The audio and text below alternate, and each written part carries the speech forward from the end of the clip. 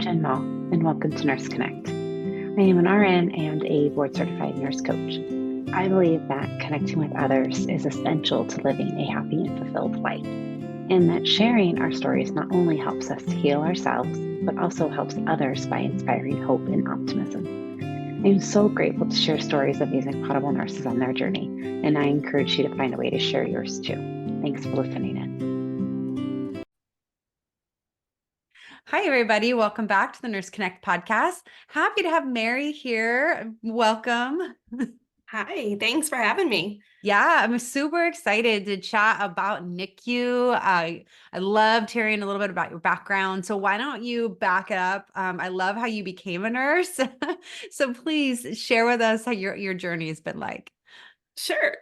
So I'm a second degree nurse. My first degree, I was pre-law and I minored in Italian, which, as I had mentioned, it doesn't really totally connect to nursing, but I always knew I wanted to help people. And I did appreciate kind of the perspective that I got having finished that degree.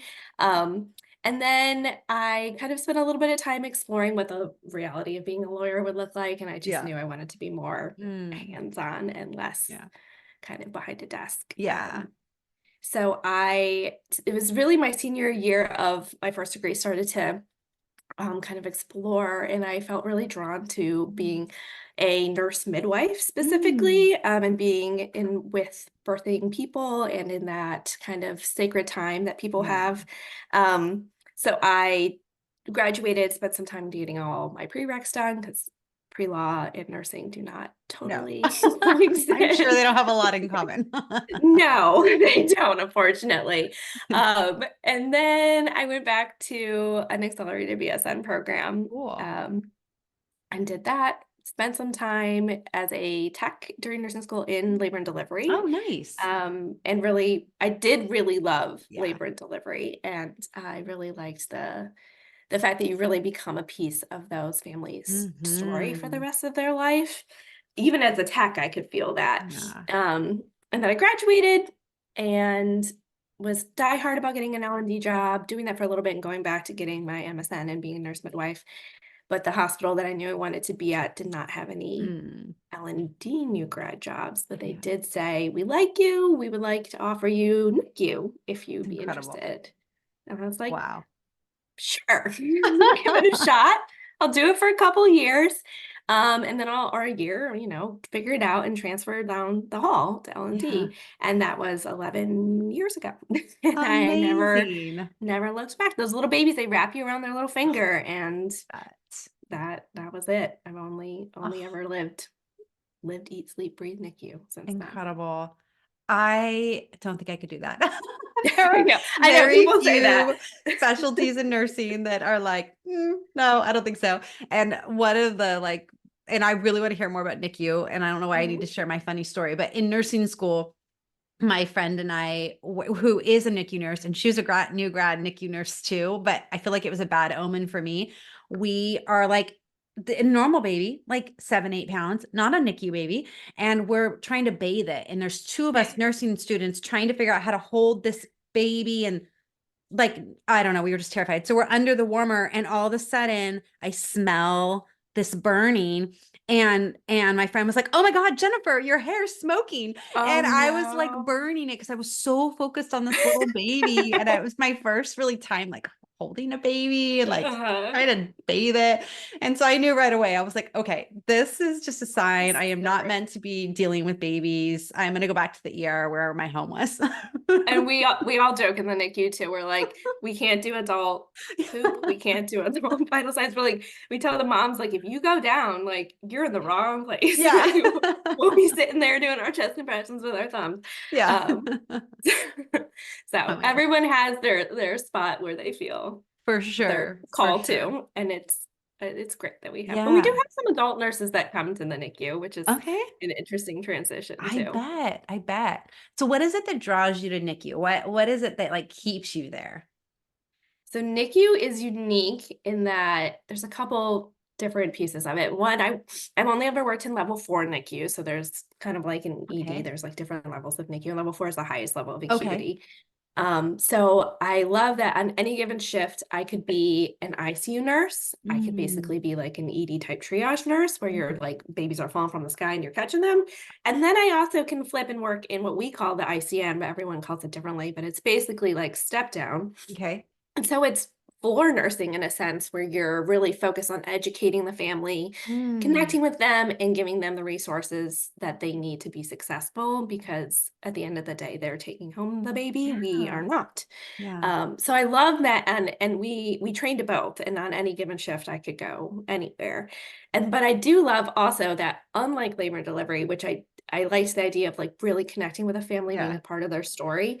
In the NICU, you're with those families sometimes it's just a day, but it can be up to it. Like we've had babies have their first birthday in the NICU. Oh, wow. So you really, really, really connect with families and their story, and you're just a part of creating a tiny person's life. And it's just really, really special. Like I love that I go to work and I know that I am making a difference in life. And it's special. Like I can't, even the hard days and I guess, like everyone has their bedside burnout, but at the bottom line, like I do at the core of what it is, still always love the NICU. Oh, I love that. It's so beautiful. Oh, thank you for sharing. Yeah. Yeah. And so you've spent this time in NICU doing this, really diving deep into the specialty. What does it look like? Is this something you do long term? I know you're talking about business that you're creating. Share more about that. What does that look like for you? Sure. So I have in the NICU served in several different roles over the past decade. I've been a new grad. I was a preceptor. I've done the scheduling committee. I've worked in like the professional development world. And then I was the units nurse educator for about 3 years. Oh, cool. And worked onboarding and doing a lot of teaching and new grad, basically like, because you don't learn anything about the NICU in nursing school. So basically doing the didactic piece of how to be caring for these very unique patients. So I've always loved teaching and I've always loved educating, but being in the admin side of things, you really realize how limited you kind of are in making change and making change quickly. Just the reality of working in a big health system with a lot of admin and red tape and things like that. So I started to get very frustrated, not being able to like create the programs and the change and the different resources that I wanted to. And I've always had this entrepreneurial itch since I was like a little kid. Like I was the one, I would like we would like dig out this drainage ditch next to our house, and I called it Beautiful Brook, and I'd have people come and look at it. And I just like I love the idea of like creating something that people can enjoy. That it was like my own project. So I had my second daughter. She's 15 months old, so just over a year ago, and had already been kind of having burnout feelings of being the educator. I had started to transition it to another nurse, just kind of like slowly and surely back away and go more towards the bedside part-time and focus on my family. But even that felt disconnected. And after I had my second daughter, I had a really severe bout of postpartum anxiety and depression. Felt just very lost in my purpose and frustrated with my life and my day-to-day, and finally sought therapy, and through that realized that like a big piece of my feelings was that I wasn't like connected to like what my gifts and my purpose are. Like I felt like I couldn't quite grasp on that. And so this past July, I realized that I could give to families in a way that is different and unique to me, and offer that support that I kind of was craving deeply as a parent of a regular newborn. And I know that NICU families are often just they're kind of forgotten to a certain extent, like things that are well baby and newborn focused, like a traditional mom group. A lot of the NICU families feel like that can be triggering for them because it is not an experience that they had. And they go from 24/7 nursing care and support to just kind of like, you did it, great, off you go. See you later. And so I decided to create a business which kind of bridges the gap between the NICU and home. Beautiful. and give families that support of a NICU professional during those initial, that what I traditionally focus on is like those first 6 weeks home, Mm-hmm. where they're literally transitioning from the NICU to home, in addition to being a new mom Yeah. and dealing with all those feelings. Yeah. So I started that back in July, and I've been kind of growing it and tweaking it. And I have lots of fun ideas for 2024 of how to expand it to more people. Mm-hmm. But it's been really fulfilling Yeah. and exciting, and Yeah. it really just checks all my boxes. Beautiful. And thank you for being open to share your journey on how you got here. Cause I think sometimes we can paint the picture that like, oh, it's all good. It's fine. I'm fine. Everything's fine. And, but usually there's a reason why we jump out, we take a leap of faith and we trust that we're on this journey, but it usually is a dark period that we kind of have to go through to find ourselves. Hmm. And that's really hard when you've got young kiddos and you're, a second time mom and postpartum, and you're kind of having this almost existential crisis of who am I? What do I want to do? And I think the more we talk about this, the Hmm. more we normalize it, that it's like, it sucks, but it's Yes. also kind of normal. Like a lot of us struggle with this. And when we can talk about it more, it doesn't, if I don't know, it just doesn't feel like quite as awful when I'm like, okay, I'm not the only one. I'm not so screwed up, you know? Yeah, you just never want to be the only one feeling anything ever. And Yeah. the more you talk about it, you realize like, oh, you are Yeah. 0% the only person feeling this Yeah. way. Even your Yeah. weirdest thought, like someone Mhm. else is thinking the same thing, Yeah. and it's okay. Yeah. Like we're Yeah. all And to going have through somebody okay. walk beside you and kind of guide you thank God you found a therapist that you connected with and kind of helped you unravel some of this stuff. And how beautiful that you leaned into it. And now you've created resources that can help others on their journey. It's been like a full circle moment. I started to have my symptoms like about this time last year. Mm. And so I had a moment and be like, wow, like where I am a year from now is so different. And that happens in the NICU Mhm. too. Like you see like Yeah. a full circle, like what you see these families go through in 6, 7, 8 months, like they're in a different place, and it's really Yeah. beautiful to watch. So Yeah. it's helpful to know that like what you're living right now, there's beauty in it still, even in the yuck of it Brokenness. all. Yeah. But it's like you have to go through the fire to get through Yeah. to the other side. And Yeah. Wow. Thank you so much for sharing that. I think that will really connect with the right people that need it to hear that message. So, yeah, do you have any thoughts, suggestions, like for those NICU parents that are, in Mhm. the process of maybe getting ready to transition home or already are and are feeling that stress of truly of bringing Mhm. their baby home?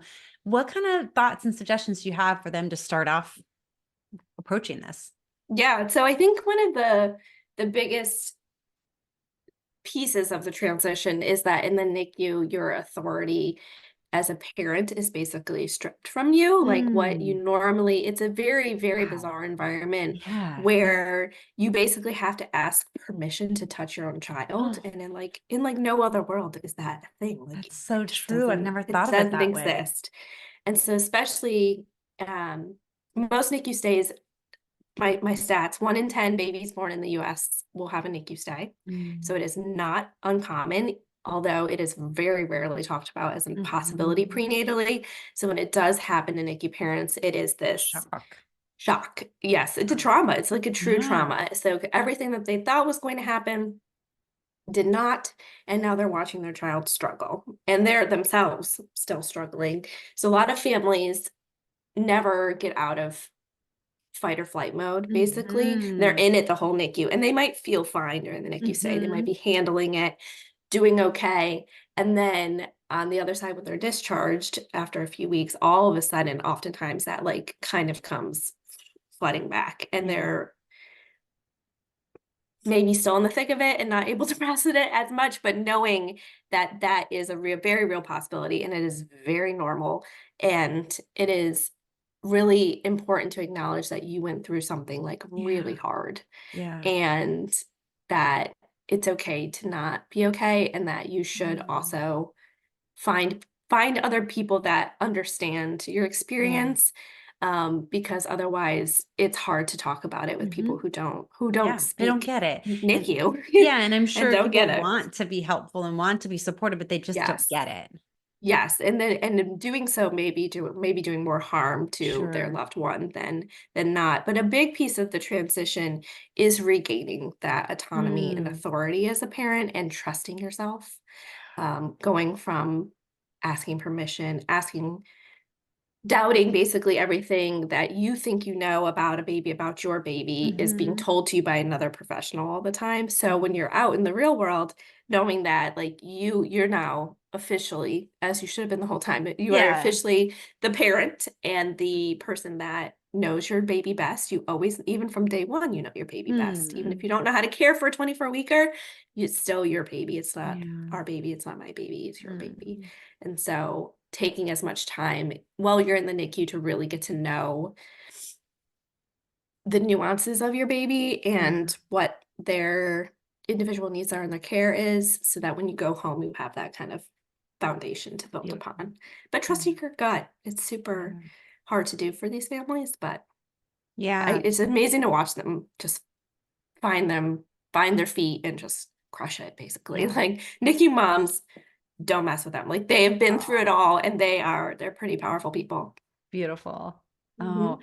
now I was thinking, is there ever that fear that you've experienced where trying to figure out how to articulate it, like where the baby's on a monitor all the time and then suddenly they're not. And so Mhm. that I wonder if there's that fear there of like, are they breathing? Is their heart rate right? Because that was monitored for so long, I'm sure.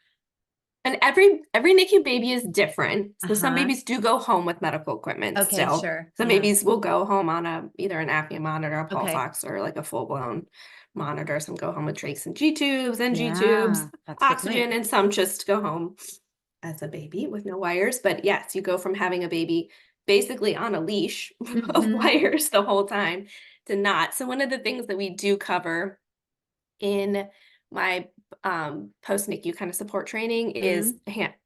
handling an emergency, so Mm. that it won't, not to like say it will happen, Yeah. but if it does, you have the tools ingrained in you and you would know exactly what to do, rather than thinking about it all the time Yes. and with what if, and then never having that like knowledge to kind of quell the voices in your head. Yes. Because I feel like that's a huge Yes. piece of it. It's just knowledge is truly power, Absolutely. and not to like set the stage to basically to use it to get rid of the scary thoughts and Yeah. the anxiety about the what Yeah. ifs, can be really powerful Mhm. to kind of Mhm. help ease that transition. Yeah. Um, but there is often a theme with NICU families of having just like a lot of triggers around Sure. having their baby get sick for the first time out in the Mm. real world, and because it's very real, like they're not the same as a Yeah. as a as a well baby, and that's stressful for any parent. So Mhm. but again, just like reinforcing with knowledge. And I also encourage parents while they're still in the NICU to not look at the monitor, to look at your Mm. baby, because you're going to hear, say your babies are notorious, preemies especially, for having a Brady DSAT episode where Okay. they hold their breath, they drop their heart rate, they DSAT. Sometimes it's with a feed, sometimes it's not. But we're watching the monitor as the nurse. The family needs to see what that looks like to their baby. Like, what color do Yeah. they turn? What do they do before? Because that's what it's going to look like at home. So, Yeah. oftentimes I'll see parents like feeding the baby and watching the monitor the Oh, whole time. But sometimes we'll have to flip the chair around so that they're facing out, so I can watch the monitor and they can just focus on yeah. watching their baby's cues Yeah. and signs and responses, Mhm. to kind of build those skills and that foundation, so that the fear and anxiety is quelled just a little bit. Yeah. Because Yeah. my goal with the NICU Translator is to bring more joy and ease into your homecoming and less stress and Mhm. anxiety. So Mm. it's not there's always a mix of both, but to kind Yes. of make it a little bit more towards Right. Right. the well baby experience as much Yeah. as you can. And I almost see you as having, it's like two parts. There's the logistical aspect of like Mhm. caring for the baby and like what to look for and like things like that. Then I imagine there's probably like a psychosocial emotional support that you Mhm. provide for the parents too. Yes, and I'm not marketing myself as a therapist. Most families also need to seek like true Mm-hmm. mental health Mm-hmm. in their journey post and during for some and post NICU to be Yeah. able to process it all. Yeah. But I am a resource for connecting people to those Mm-hmm. actual like tangible resources. Mm-hmm. And we're starting some support groups Oh, where good. families can just connect to each other because I feel like that peer to peer is really Agreed. where a lot of the magic happens. Yeah. Um, and I will stand in the middle as like the evidence-based Yes. gatekeeper so that there's not too much stuff happening that Sure. maybe can happen sometimes in Facebook groups or things like maybe not as most evidence-based responses to things. But Yeah. at the end of it, I am not a preemie or a NICU parent. I am a parent that has Yeah. my own parenting story, but and I'm a NICU nurse with the knowledge and the skills and the experience. So I'm hoping that I can carry those too and then Yes. meet the families in the Yeah, middle. I And think, just being there to be a listener and to help facilitate and to share, because even just sharing your own story is powerful. Even if it's not, I'm telling you what to do, just Mhm, getting it up and out and bringing that into the light. And again, that me too, like, oh, okay, I'm not the only one struggling with this is so powerful. just putting words to it can really set it free and let it Mm-hmm. kind of have a place that it Yeah. lives so it's not always Yeah. spinning in your in your Yeah. own mind. Yeah, for sure. For sure. I love that you're providing these services. And you'd mentioned a program. Do you have, is it like a structured program, like 6 weeks, or is there certain time here, or you just kind of gauge it based on what the needs are at the time? So I initially started with like a kind of a set package where families have virtual consults that have four Hmm. sessions with me and then unlimited chat and text Yeah. through a secure app to ask their one-off questions. Yeah.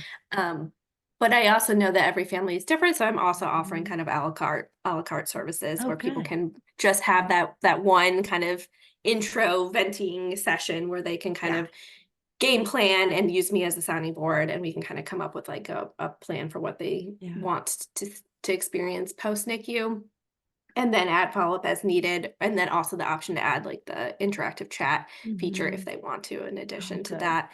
And then I'm also hoping to build like an online membership where I connect families. I'll do like a Q&A with a NICU nurse weekly and then bringing in experts monthly Yeah. where families can also get their question and answers by people that have specialties that Mhm. will support their overall care. Mhm. So more to come with Oh, that that too. is But so exciting. So needed. I'm so glad you're filling this gap because how I gratefully, my son's 14 now, but I'm greatly grateful that I didn't have that experience with him in the NICU. Just knowing, a little bit enough to be dangerous as a nurse. right, right. Yes. I certainly had a It's lot of those true. awful thoughts of what could happen, right? Yes. And so I'm grateful that I didn't have that experience. So but it's beautiful to know that there are resources out there for those who have, Yeah, that and it's experience. interesting because there really, as I was trying to build this business, there really isn't much like this. Like Mhm. there's a whole market for postpartum doulas, which is Mhm. I'm modeling a piece of this after that. And I Yeah. actually took a doula training in Oh, nursing school, so cool. I am a trained doula as well.